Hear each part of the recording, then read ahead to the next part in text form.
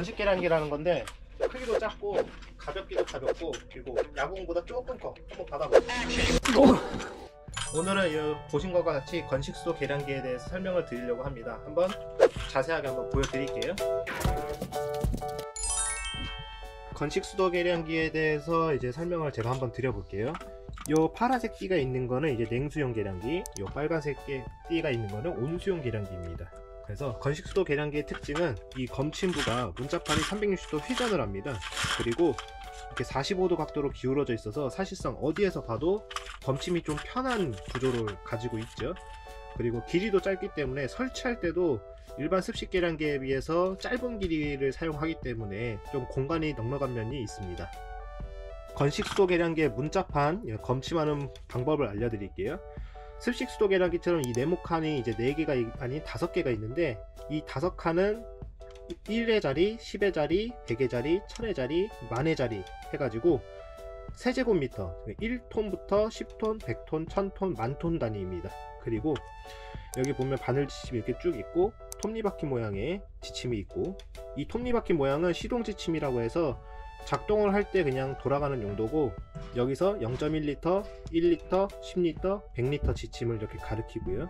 이 100리터 지침이 한 바퀴가 돌아가면은 여기에 숫자가 한 칸 올라가면서 1톤, 그냥 1000리터가 흘러갔다고 표시를 해주는 겁니다. 건식 계량기에 대해 특징을 한번 제일 중요한 걸 말씀드리면, 얘는 습식 계량기하고 다르게 이 기어가 간접적으로 연결이 돼서 그냥 자력으로 연결을 해서 돌리는 거기 때문에 특정 상황에서 작동을 안 하는 경우가 있을 수 있어요. 어떤 상황이냐면, 자 보세요.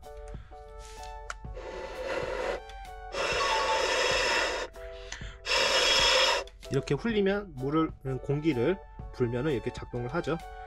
근데 너무 많은 양의 물이 흘렀을 때를 가정을 해서 보여드릴게요. 자, 작동했다가 멈추면서 바늘 지침이 부르르 떨죠. 이거는 얘 자체가 부하가 걸려 있기 때문에 이 부하를 걸리기 이전, 그러니까 낮은 단계의 유량이 흐르면 이제 다시 돌아가는 이런 현상이 나타납니다. 이거를 저희는 슬립이라고 부르고, 쉽게 말해 물이 너무 많이 흐르니까 얘가 감당을 못해서 측정을 아예 못하는 경우가 발생을 하는 거예요. 습식 계량기는 억지로라도 측정이 가능하지만, 이 건식 계량기는 자력 자체가 미끄러지면서 연결이 끊어지는 개념이기 때문에 검침 자체가 이렇게 안 됩니다. 다시 한번 보여드릴게요. 자, 먼저 적당한 유량이 흘렀다고 가정을 했을 때, 자 이제 많은 유량이 흘렀을 때입니다.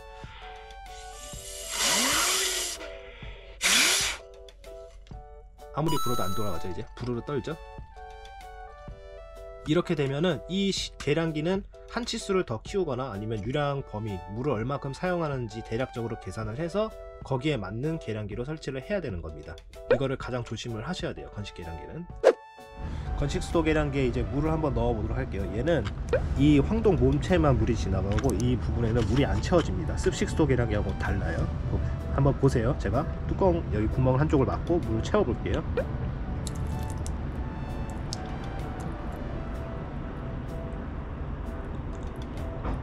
물이 이렇게 채웠는데도 안 나오죠. 건식 여기 검침부에. 자, 이게 건식수도 계량기입니다. 물 양은 적어서 지금 흘러가지를 않는 거예요. 이제 건식수도 계량기의 구조에 대해서 제가 한번 설명을 드릴게요. 이 계량기는 이제 25mm 계량기지만 이 건식 계량기랑 똑같은 겁니다. 그래서 파란 띠는 파손돼서 제가 버린 거고, 구조에 대해 간단하게 말씀드리면 이제 문자판이 있고 격판이 있고 이 안에 임펠러가 있고요.